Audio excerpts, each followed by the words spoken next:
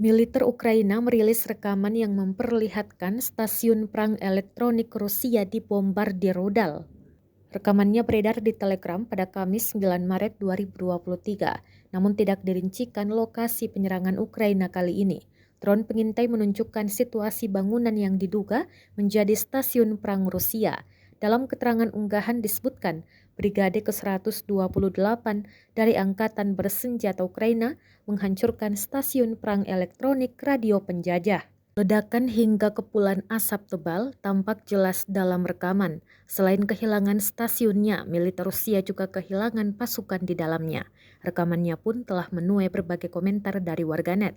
Diketahui pula perang yang terjadi di antara pasukan militer Rusia dengan Ukraina hingga hari ini, Kamis 9 Maret 2023, telah berlangsung selama 379 hari.